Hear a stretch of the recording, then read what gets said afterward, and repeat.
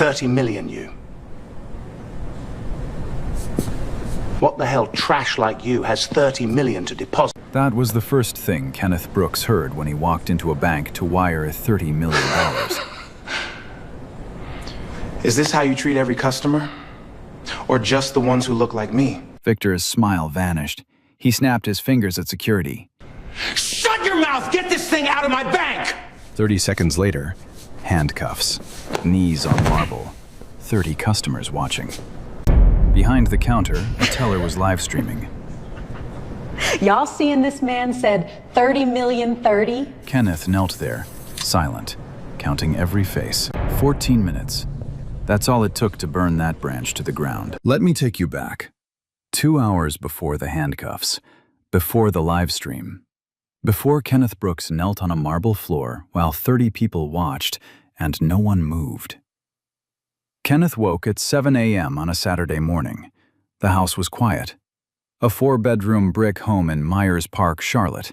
Mature trees, a wide porch with 2 rocking chairs. Not flashy, not loud. The kind of house a man buys because the porch reminds him of his grandmother's place on the south side of Chicago. He made coffee from a French press, scrambled 3 eggs in a cast-iron skillet. The kitchen smelled like butter and black coffee. He stood at the counter in a t-shirt and shorts, scrolling through his tablet. Not social media. Deal flow. Quarterly projections. Acquisition targets. His phone buzzed. Lorraine Watts, his executive assistant for 12 years. Monday's board meeting. You reviewed the deck? He texted back. Handled. Taking the morning off. Kenneth Brooks was the founder and CEO of Brooks Capital Ventures, a private equity firm managing over $2 billion in assets. He built it from a 1-room office in Chicago with a folding table and a phone that didn't always work. Now he had 42 employees, offices in 3 cities, and a portfolio that made Wall Street pay attention. But on Saturdays, he was just a man in jeans who made his own eggs. Today, he needed to visit the bank. Brooks Capital was closing a major acquisition, a logistics company in Atlanta. $30 million needed to move between accounts, the kind of transaction that required in-person verification with a branch manager. Standard protocol for amounts that size. Kenneth had been a client of Heritage First National Bank for 6 years. His personal and corporate accounts held a combined $40 million in deposits. He'd done transfers like this before, always smooth, always professional. His previous private banker, a woman named Sandra, handled everything with a phone call and a handshake. Sandra had transferred to another branch 4 months ago. Kenneth hadn't met the new manager. Hadn't needed to. Until today. He pulled on jeans, sneakers, clean, white, comfortable. A plain navy jacket. No suit, no tie, no briefcase, no watch. It was Saturday. He was running an errand, not attending a gala. He drove his own car, a black Audi, understated, the kind that blends into South Park traffic without turning a single head. He didn't bring Lorraine. Didn't bring paperwork with the company letterhead, just his driver's license and his debit card. He'd done this 100 times. Walk in, verify, authorize, walk out. 20 minutes tops. Heritage First National sat in the South Park district of Charlotte. Brick and glass, brass lettering above the door. Heritage First National, established 1962. Inside, marble counters polished to a mirror finish, a waiting area with leather chairs, a flat-screen TV mounted on the wall showing CNBC on mute. The air smelled like floor polish and old paper, the scent of money pretending to be humble. The branch manager was Victor Aldridge, late 50s, silver hair, gold cufflinks. He'd run this branch for 9 years like a private club with an invisible dress code. High-net-worth white clients got the leather chairs, the private office, the birthday phone calls, the bottle of scotch at Christmas. Everyone else got the ATM and a tight smile. Victor had an unwritten rule. Every teller knew it. Every loan officer understood it. If someone walked through the door who didn't look like money, you redirected them. Don't waste time, don't engage, move them along. It was never written down. It didn't need to be. The staff understood it the way birds understand wind. It was just the current they flew in. Kenneth pushed through the glass door at 10:15 a.m. The AC hit him, cold and sharp after the warm Charlotte morning. He walked to the service counter, 3 people in line ahead of him. He waited, checked his phone, looked around. He noticed the framed photos on the wall, community awards, charity golf tournaments, ribbon cuttings, all white faces. Every single one. Paige Lawson was at the teller window, early 30s, blonde. She saw Kenneth and her smile didn't appear. She looked past him to the next person in line, a white woman in a cashmere cardigan, and her whole face warmed. "Good morning, Mrs. Ashford. How are the grandkids?" Kenneth reached the counter. Paige's eyes returned to him, flat, empty. "Good morning," he said. "I need to speak with the branch manager about a wire transfer. 30 million. It requires in-person verification." Paige's eyebrows climbed. She looked at his jeans, his sneakers. Her lips pressed together, holding something back. She picked up the phone. "Victor, there's a man out here asking about a $30 million wire." A pause, then quieter. "Yeah, you should probably come see this yourself." In the waiting area, a man in a brown cardigan adjusted his reading glasses. Clarence Hammond, 68 years old, retired postal worker. He'd banked here for 30 years. He shifted his phone on his knee. The camera was already recording. He'd been doing this for 5 years now, recording every visit, just in case. Saturday was just in case. Victor Aldridge took his time.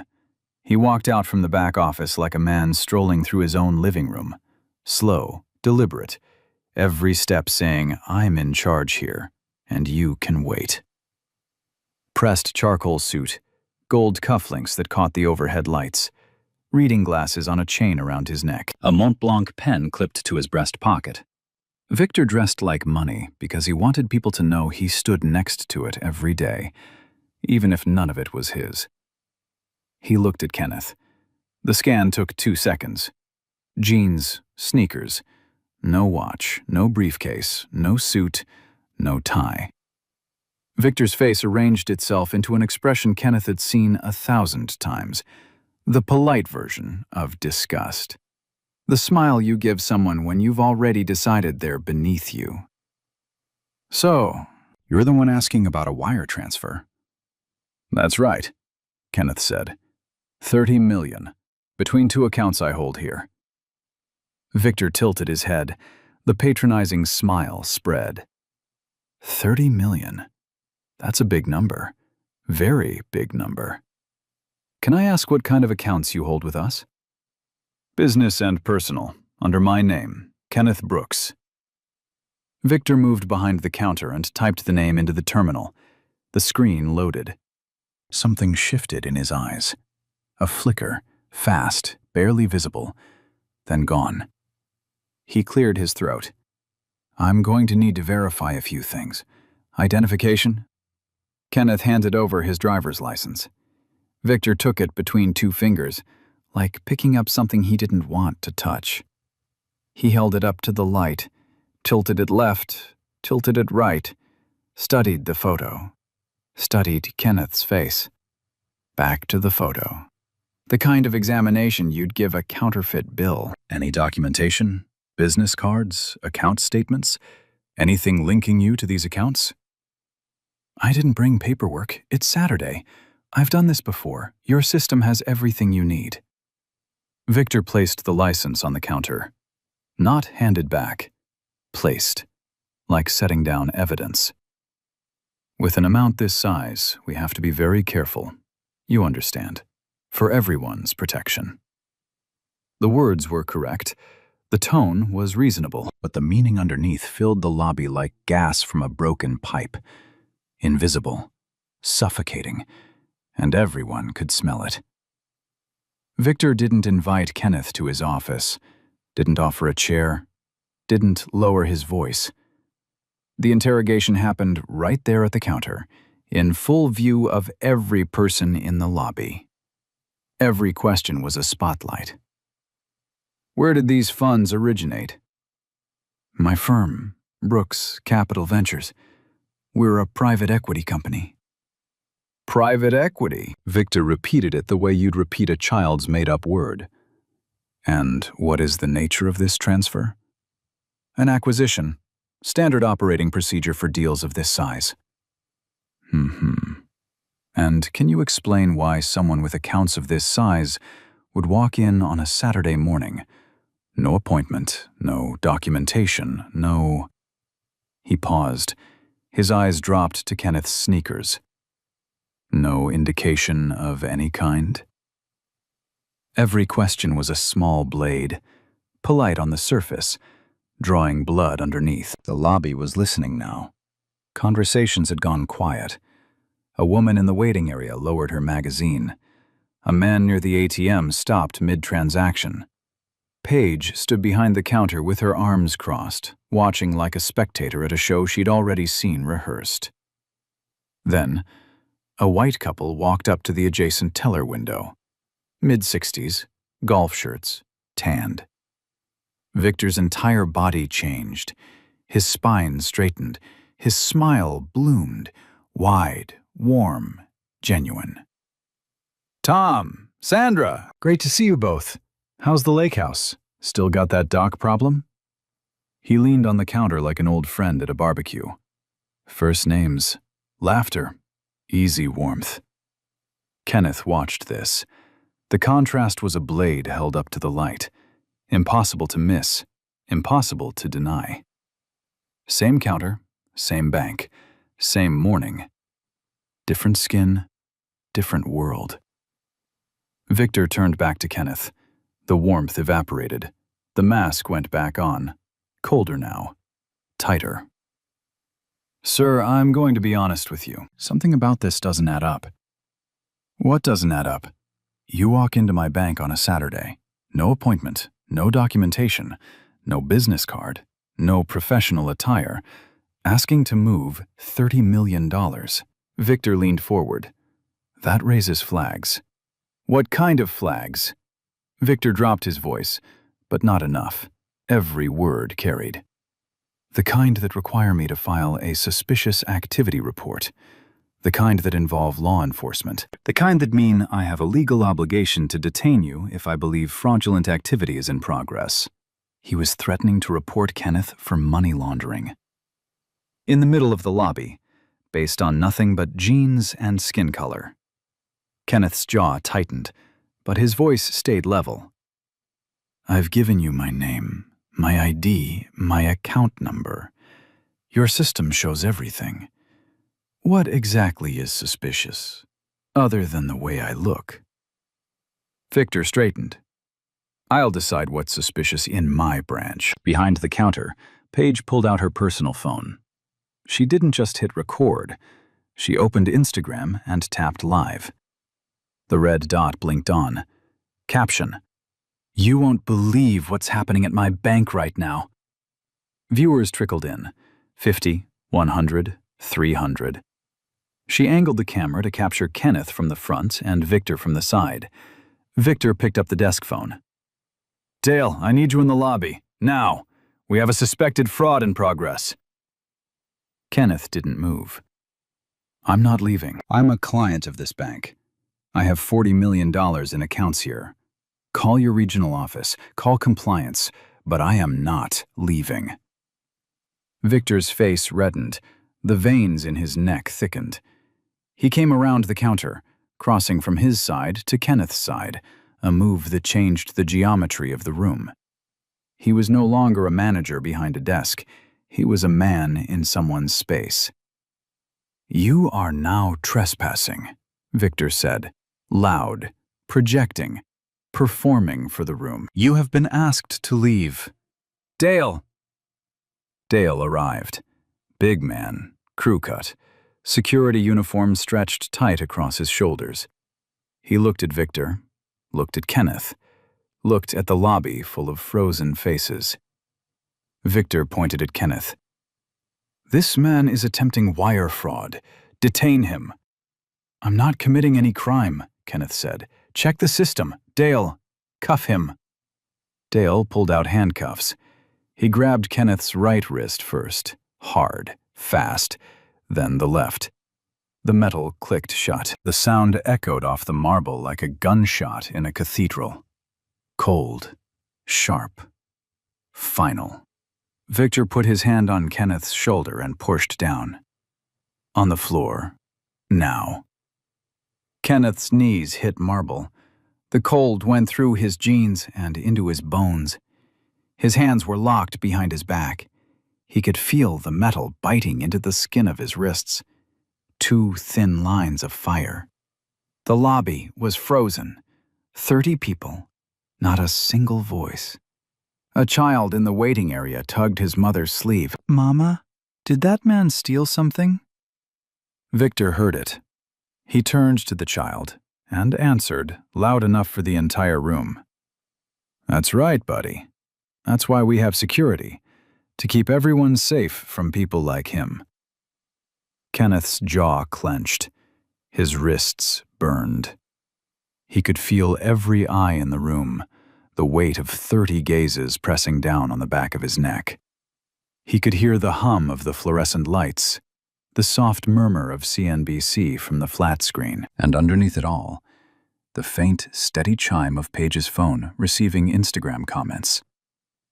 Paige zoomed in. She zoomed in on Kenneth's face, his eyes, his jaw, the sweat forming at his temple. She whispered into her phone. "Caught a live one today, guys. Walked in here talking about $30 million. Sure, buddy." Viewers, 2,000, then 3,000, then 5,000. Comments flooding faster than she could read. In the waiting area, Clarence Hammond sat perfectly still. His phone rested on his knee, camera pointed at the counter. His footage captured what Paige's didn't, the angle showing Victor's face as he watched Kenneth kneel. The expression wasn't anger. It wasn't caution. It was satisfaction. The quiet, settled pleasure of a man who believed the world was arranged exactly as it should be. Kenneth knelt on the cold marble, handcuffed, humiliated, in the middle of a bank where he held $40 million, on a Saturday morning. Because he wore sneakers. He didn't shout, didn't beg, didn't explain himself again. He looked at Victor, one long, steady look, and said 6 words.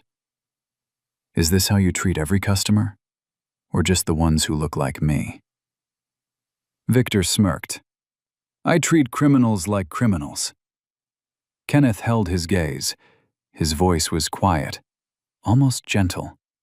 The kind of quiet that doesn't come from weakness. It comes from knowing something the other person doesn't. "What's your full name? I want to make sure I spell it right." Victor laughed, but something in Kenneth's voice, something underneath the calm, made the laugh land wrong.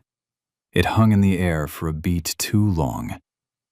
Then it faded, and for half a second, something crossed Victor's face that hadn't been there before. It looked a lot like doubt. 9 minutes. Kenneth had been on his knees for 9 minutes when the police cruiser pulled into the parking lot. Victor had called 911 4 minutes after the handcuffs went on. His voice on the recording, which would later be played in court, was calm, practiced, and completely fabricated. "I have a black male at Heritage First National, South Park branch, attempting wire fraud. Large amount. He's been detained by security. He became belligerent when confronted. Please send officers immediately." Belligerent. Kenneth hadn't raised his voice once. The livestream would prove that. Clarence's footage would prove that. But Victor didn't know those recordings existed. Or rather, he knew about Paige's livestream and thought it helped his case.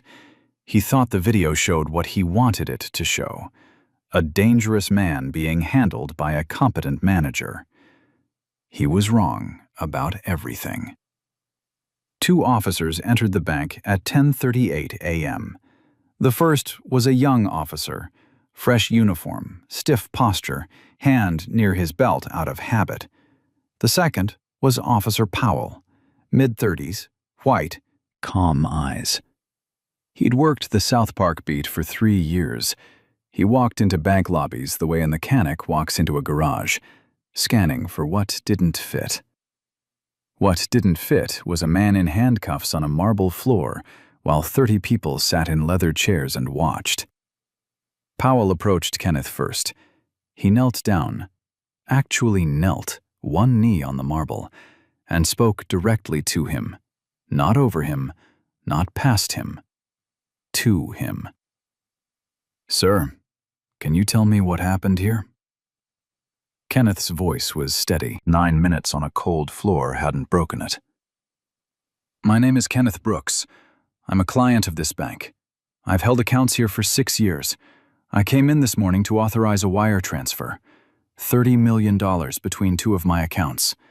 The branch manager refused to verify my information. He called me a fraud. He had security handcuff me. I have not raised my voice. I have not threatened anyone. I have not moved from this spot." Powell looked at the handcuffs, looked at Kenneth's wrists. The skin around the metal was red and swelling. He looked at the lobby, the silent customers, the staring tellers, the child still gripping his mother's hand. Then he looked at Victor. "Is this accurate?" Victor straightened. He crossed his arms. The posture of a man who believed the badge in the room was on his side. "He walked in off the street claiming to have $30 million. No documentation, no appointment, no business identification. He matches the profile of, did you verify his accounts in your system?" Victor paused, a beat too long. "The circumstances required, did you check the system, yes or no?" Silence. The fluorescent lights buzzed. CNBC murmured from the flat screen. Page's livestream chimed with another comment notification. Somewhere in the lobby, a pen dropped and nobody picked it up. "I was in the process of, yes or no, Mr. Aldridge." No. Powell let that word sit in the air for 3 full seconds. Then he turned to Page. "Turn off the live stream. Now." Page fumbled with her phone. Her fingers were shaking, not from guilt, but from the sudden realization that the room had shifted. She closed Instagram. But it was already too late. 14 minutes of unedited, uncut, live footage had been broadcast to over 8,000 viewers. Hundreds had screen recorded it. The video was already replicating itself across the internet like a virus with no cure. Powell turned back to Kenneth. He looked at his face, and something clicked. A flicker of recognition. 6 months ago, a charity gala at the convention center. Brooks Capital Ventures had sponsored the event. Kenneth had given the keynote speech about economic equity in underserved communities. Powell had been in the 3rd row, off-duty, attending with his wife. He remembered the speech. He remembered the man. "Remove the handcuffs," Powell said. Dale shifted. "Officer, the manager said..." "I said remove them. Now." Dale looked at Victor. Victor opened his mouth, then closed it. The authority in the room had changed hands. Dale reached for his key and unlocked the cuffs. The metal fell away. Kenneth brought his wrists forward. He didn't rub them, not yet. He held them up, just slightly, just enough for the room to see. 2 rings of angry red skin, deep grooves where the steel had pressed into flesh for 9 minutes. The marks would bruise by evening. They would be photographed by his attorney by nightfall. Powell helped Kenneth to his feet. Then he turned to Victor. His voice was low, controlled, and carried the weight of a man who understood exactly what he was looking at. "You just handcuffed one of the wealthiest men in Charlotte, on the floor of his own bank." Victor's face went through 4 expressions in 2 seconds. Confusion, denial, recognition, and fear. That's not possible. He doesn't. Pull up his accounts. Right now. Victor's hands trembled as he walked to the terminal. He typed Kenneth's name. The screen loaded. The numbers filled the display. Combined deposits, $40,486,000. Account status, active. 6 years. 0 flags. 0 suspicious activity reports. 0 holds. 0 issues of any kind. The color drained from Victor's face like water from a cracked glass. Forehead to chin, gray replacing pink. $40 million, Powell said, and you had him on the floor. Victor's mouth moved. Nothing useful came out. How was I? He didn't look like what? Silence.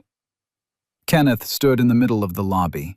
His jacket was twisted. A button was missing, popped off when Dale forced him down.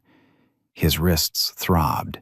The red marks pulsed with his heartbeat. He straightened his jacket. Slowly. Then he turned to the lobby. Every face was watching.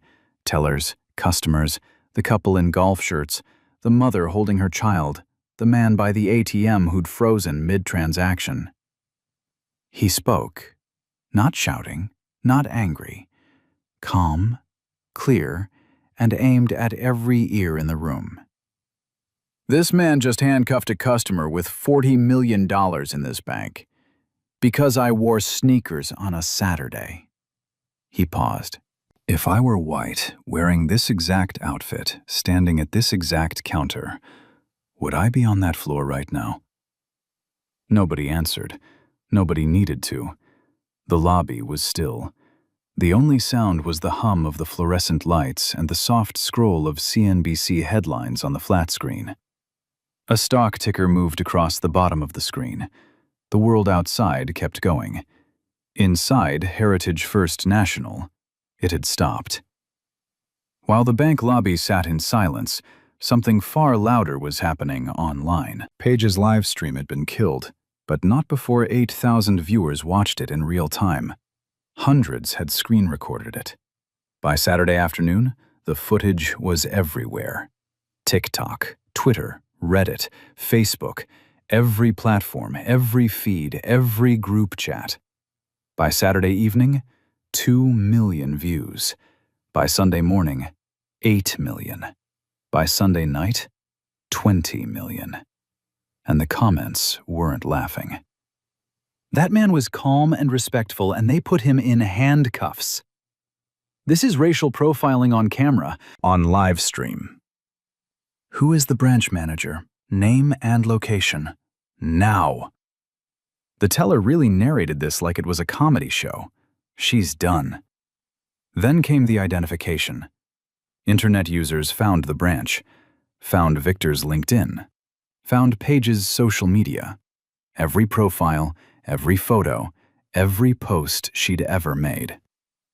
And then someone found Kenneth. Wait, that's Kenneth Brooks, CEO of Brooks Capital Ventures. That man manages $2 billion, and they had him on the floor. The story didn't go viral. It detonated. Saturday afternoon, Kenneth called Lorraine. Get Douglas Everett, get corporate counsel, file a preservation order before close of business, all security footage, internal communications, employee records, everything. Sunday, Clarence Hammond found Kenneth's firm through a news article and called the office. He offered his footage, 14 minutes, different angle, unedited. It captured what Page's live stream missed. Victor's face when Kenneth was forced to kneel. The satisfaction. The pleasure. The moment the ID was demanded, and the dismissive tone before the cameras started, and the deep red handcuff marks on Kenneth's wrists when the cuffs came off.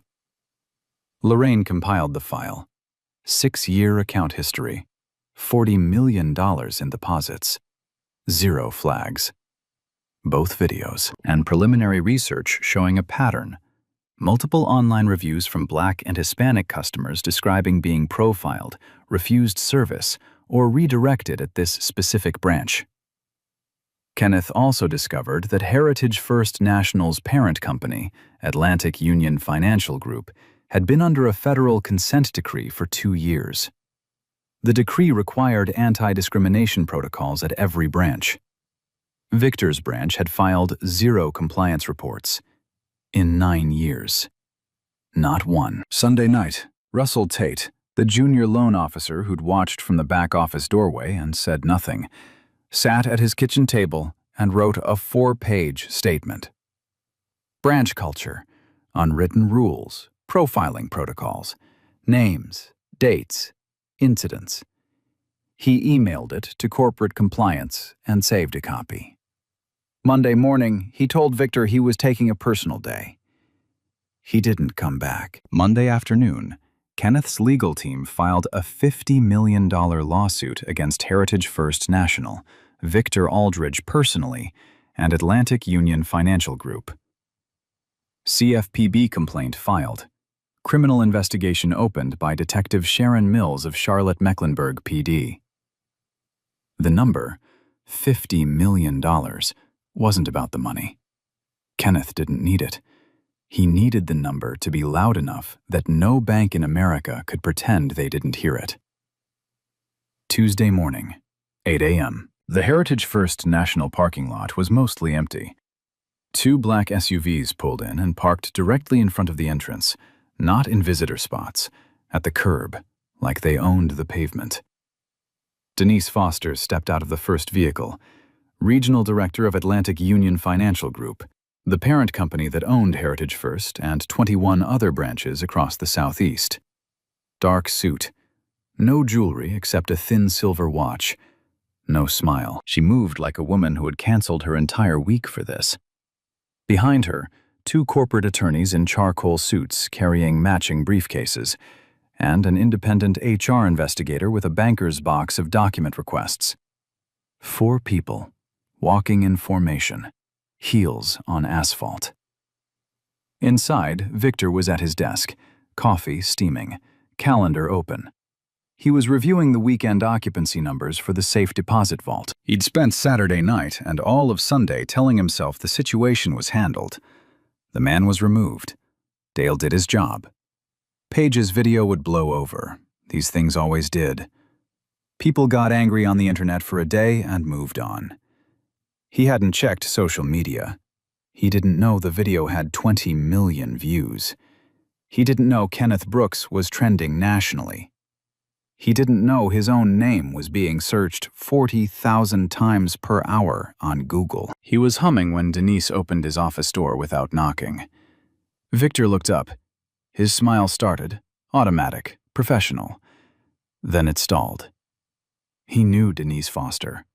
She'd visited this branch twice in 9 years, both times for routine audits, both times scheduled months in advance. This was not scheduled. This was not routine.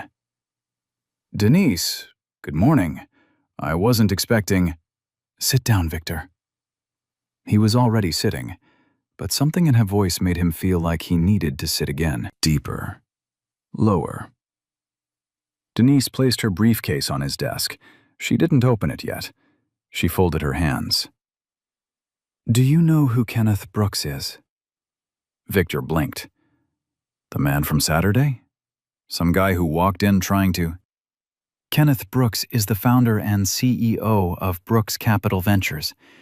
His firm manages over $2 billion in assets.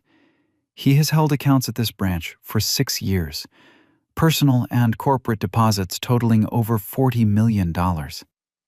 She paused, let each number land. He was one of the largest individual clients in this entire region. Was. The past tense hit Victor like a brick thrown through glass. He has filed a $50 million lawsuit against this branch, against you personally, and against Atlantic Union Financial Group. The Consumer Financial Protection Bureau has opened an investigation. The Charlotte-Mecklenburg Police Department has opened a criminal case and a live stream, broadcast by your own teller from your own lobby, of you having this man handcuffed and forced to his knees has been viewed over 20 million times. Victor's mouth opened. Nothing came out. His face drained, not all at once, but in stages. Forehead first, then cheeks, then lips. Like watching a photograph bleach in the sun. Denise opened her briefcase. She pulled out a tablet. Full 14 minutes. Victor watched himself walk out from the back office, watched himself interrogate Kenneth, watched himself call security, watched Dale handcuff Kenneth, watched Kenneth's knees hit marble, heard Paige's voice, his own employee, narrate the whole thing. Caught a live one today, guys. Then Denise swiped to the second video, Clarence Hammond's footage.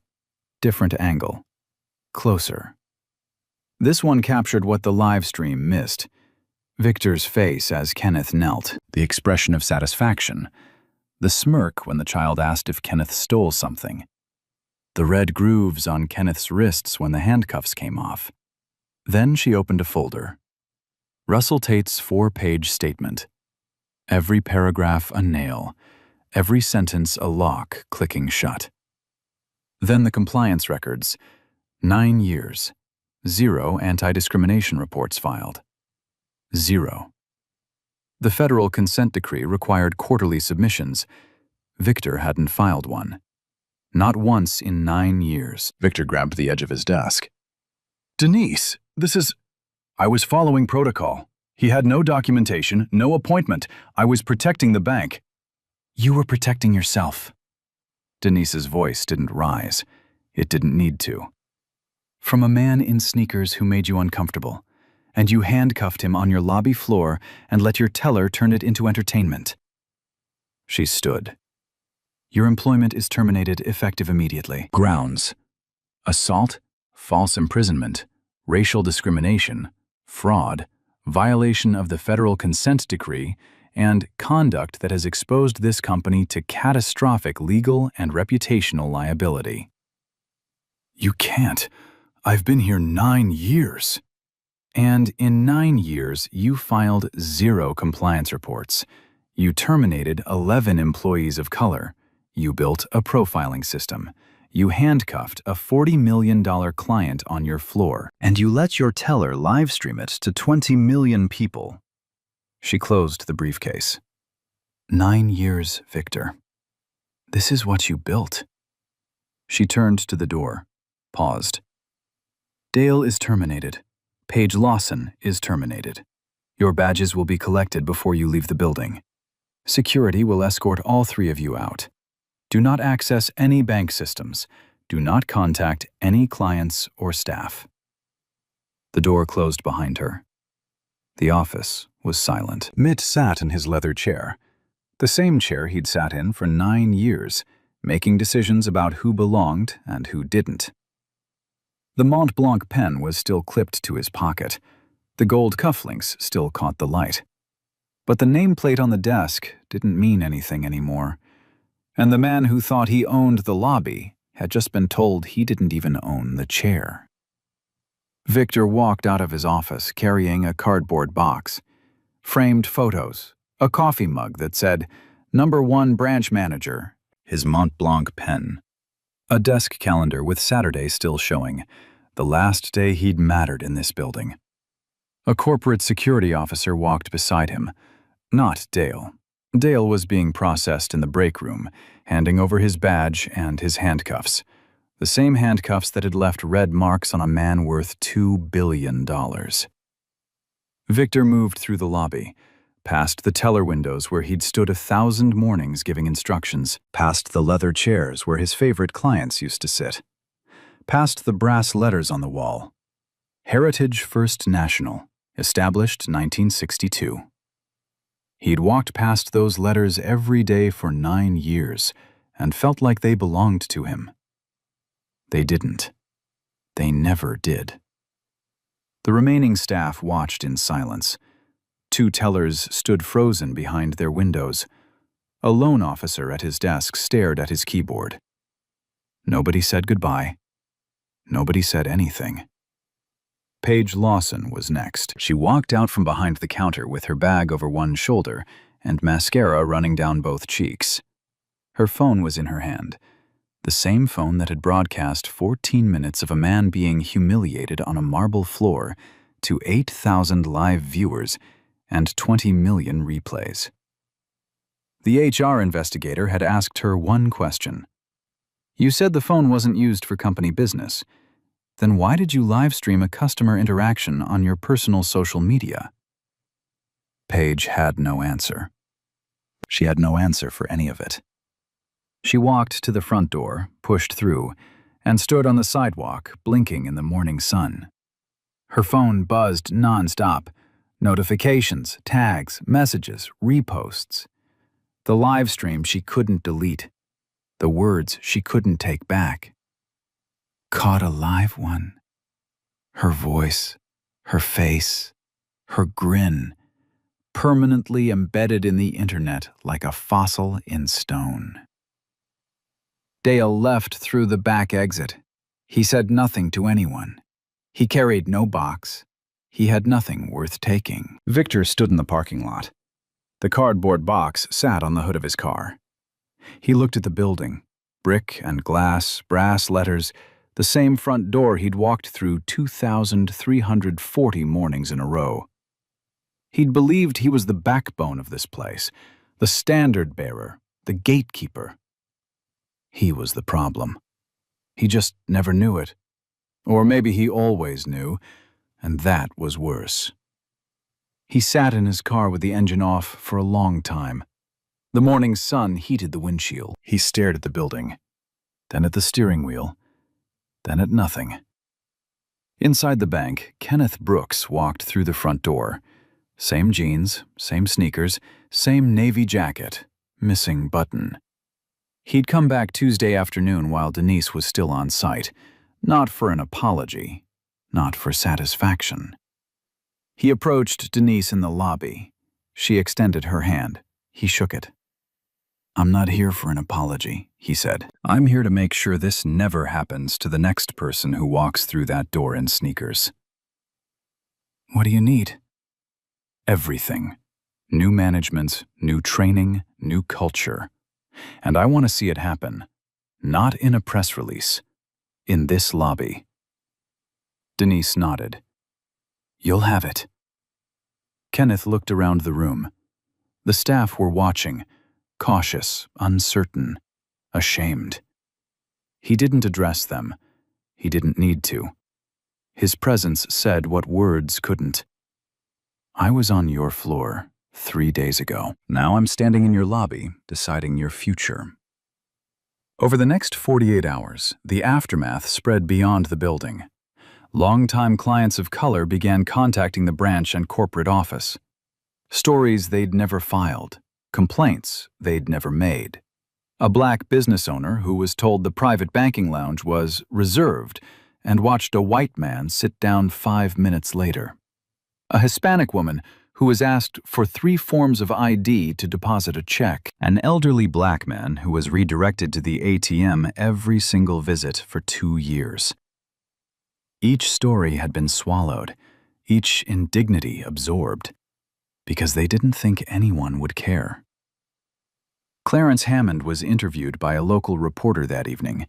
He sat in his living room in the same brown cardigan, his phone on the coffee table. "I've been recording every visit to that bank for 5 years," he said. "Every single one. Just in case. My wife used to say I was paranoid." He paused, smiled. A small, tired, knowing smile. Saturday, just in case, finally showed up. Russell Tate called Denise on Wednesday. She assured him his position was safe and his courage would be recognized.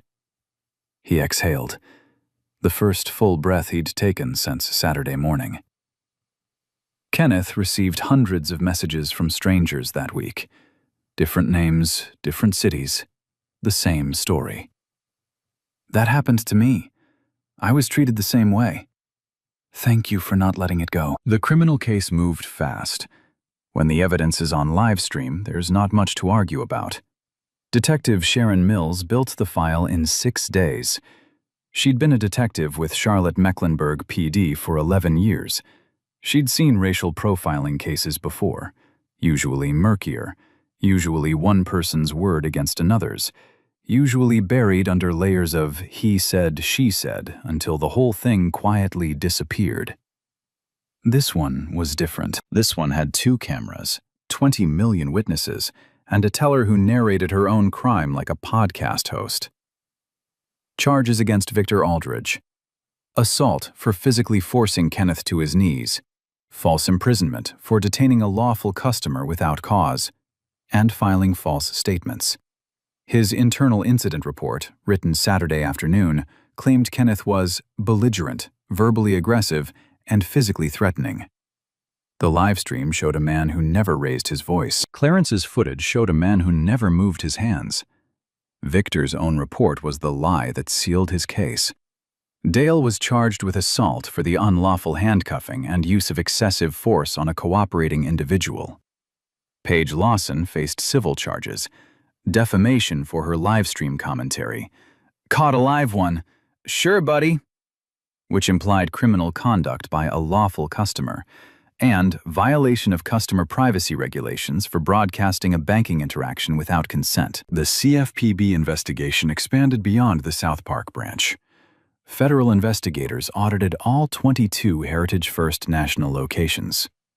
3 other branches showed similar patterns: disproportionate service refusals for customers of color, profiling complaints marked resolved with no follow-up, and zero compliance with the consent decree that was supposed to prevent exactly this.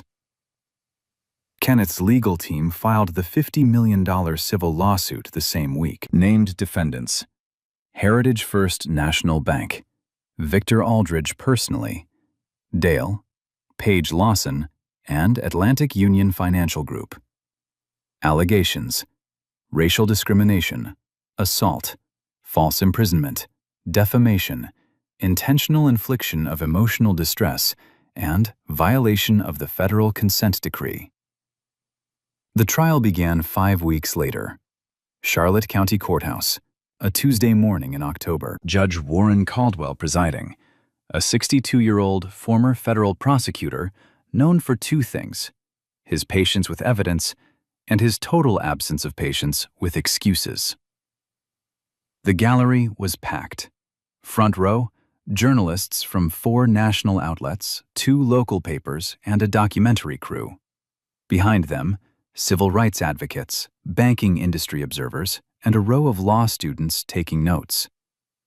Clarence Hammond sat in the 3rd row, brown cardigan, reading glasses, hands folded in his lap. The prosecution opened with Paige's live stream. The courtroom screen lit up. The bank lobby appeared: marble, chandeliers, brass fixtures. Then Victor walked out. Then the interrogation. Then the call to security. Then Dale. Then the handcuffs. The courtroom heard the metal click shut. They heard Kenneth's knees hit marble. They heard the child ask, "Did that man steal something?" They heard Victor answer, "That's right, buddy." Then they heard Paige. Her voice. Her laugh. "Caught a live one today, guys. Walked in here talking about $30 million. Sure, buddy." A juror in the front row pressed her hand over her mouth. Another closed his eyes and didn't open them until the video ended. Judge Caldwell watched without expression, but his pen stopped moving halfway through. He set it down and didn't pick it up again until the screen went dark. Then the prosecution played Clarence's footage. 14 minutes, uncut. The second angle. This video showed what the live stream couldn't: Victor's face. The smirk when Kenneth was forced down, the way he straightened his cufflinks while a man knelt on his floor. The satisfaction in his eyes. Not anger, not concern. Pleasure. It also showed the aftermath, the moment the handcuffs came off. The camera caught Kenneth's wrists, 2 rings of swollen red skin, deep grooves pressed into flesh. The courtroom was silent. A journalist stopped typing. Russell Tate took the stand on the second day. He wore a tie and a suit that didn't quite fit. He'd bought it for the occasion. His hands shook on the witness box. He described the culture, the unwritten rules, the redirecting. Victor's jokes about black clients. "There goes the neighborhood," when a black family walked in. "Check his pockets," whispered to Dale when a young black man approached the counter. He described the private banking services that were only offered to white customers, the leather chairs, the birthday calls, the Christmas scotch. The prosecutor asked why he didn't intervene on Saturday. Russell's voice cracked. "Because I was afraid. Because I watched it happen and I told myself it wasn't my problem. Because saying something meant losing my job, and staying quiet meant keeping it." He paused, swallowed. "I chose wrong.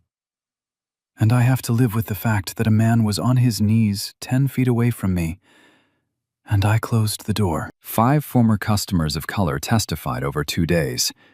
Each story was different in the details and identical in the feeling, the profiling, the redirection, the ID checks that white customers never faced, the smiles that disappeared, the warmth that evaporated.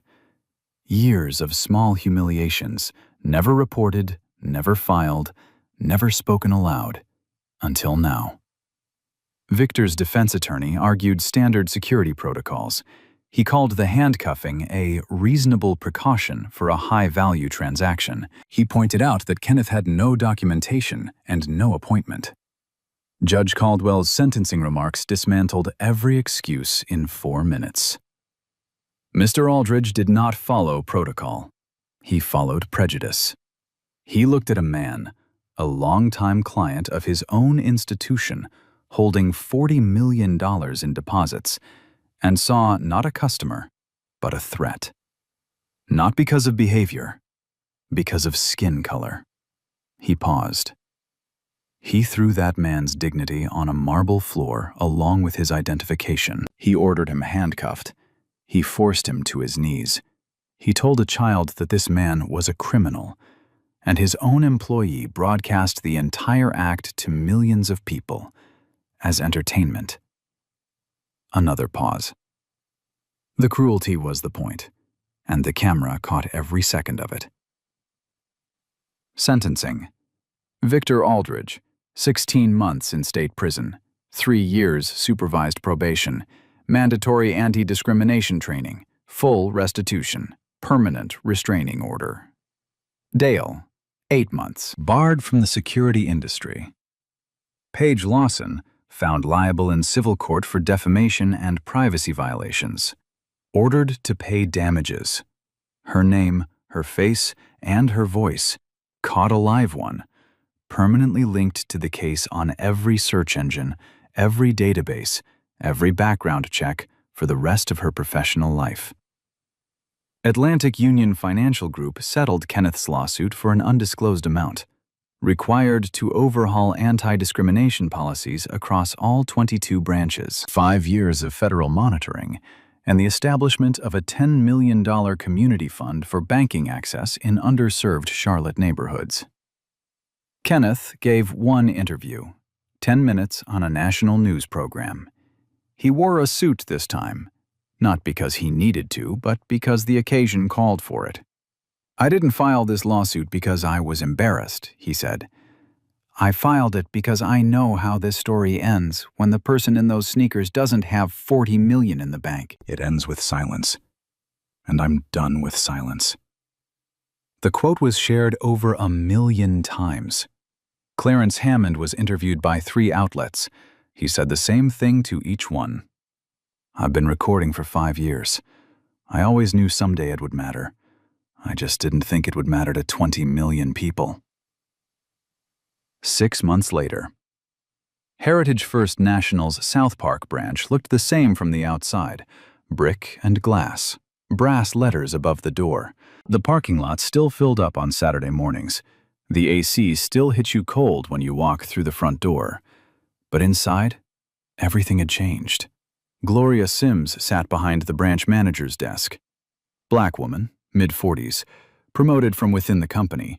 She'd spent 8 years at a Heritage First branch in Durham, quietly building the kind of culture Victor spent 9 years destroying. Her policy was 3 words long: every chair, every person. It meant the leather chairs were for everyone. The private office was for everyone. The birthday calls, the premium service, the eye contact, the handshake. For everyone. No scanning, no profiling, no unwritten rules, no invisible dress code. The first thing Gloria did was take down the framed community photos. All white faces, golf tournaments, ribbon cuttings. She replaced them with new ones. A financial literacy workshop at a community center in West Charlotte. A ribbon cutting at a mobile banking unit in Greer Heights. A photo of the branch staff. Every face, every shade, every name. The second thing she did was remove the leather chair from Victor's old office and put it in the main lobby, right next to the front door, so it was the first thing you saw when you walked in. A chair for anyone, not just the people who looked like they deserved it. Clarence Hammond still banked there, every other Saturday, same as always. He still sat in the waiting area. But now someone brought him coffee, without him asking. He didn't carry his phone on his knee anymore. He didn't need to record. For the first time in 5 years, he could just sit and read his newspaper. His wife told him she was proud. He told her he was just glad his hands could finally stop shaking when he walked through the door. Russell Tate was promoted to senior loan officer at a different Heritage First branch across town. He also led the company's new internal accountability training program, built from his own 4-page statement about the culture he'd witnessed and the silence he'd chosen before finally speaking up. Every new employee at every Heritage First branch would hear his story in their first week. Not as a warning, as a mirror. The $10 million community fund had already opened 3 mobile banking units in underserved Charlotte neighborhoods. Free financial literacy workshops every Saturday. No fee checking accounts. No minimum balance. No dress code. Banking for the people who had never been offered the leather chair. Until now. On a Saturday morning in April, exactly 6 months after the handcuffs, Kenneth Brooks walked into Heritage First National's South Park branch. Jeans, white sneakers, plain navy jacket. Same outfit. Every detail the same. Except one. A new button, sewn where the old one had popped off on a marble floor. Gloria saw him from across the lobby. She smiled. Wide, warm, real. The kind of smile that doesn't check what you're wearing first. "Good morning, Mr. Brooks. What can we do for you today?" Kenneth smiled back. "Just a wire transfer, if that's all right." "Absolutely. Right this way." She walked him to the private office, offered coffee, the leather chair, the window with a view of the parking lot. The same parking lot where Victor Aldridge once sat in his car with a cardboard box, staring at a building that no longer wanted him. Kenneth sat down. The coffee was good. The chair was comfortable. Morning sunlight came through the glass and warmed the side of his face. He didn't need anyone to know who he was. He just needed to know that the next person who walked through that door, in sneakers or a suit, with $40 or $40 million, would be treated exactly the same. So, here's my question. If you were standing in that bank lobby on a Saturday morning, not as the CEO, not as someone with lawyers and a $2 billion firm, just as yourself, standing in line, watching a man get handcuffed and shoved to his knees for the crime of wearing sneakers, would you have pulled out your phone like Clarence, or would you have looked down at your shoes?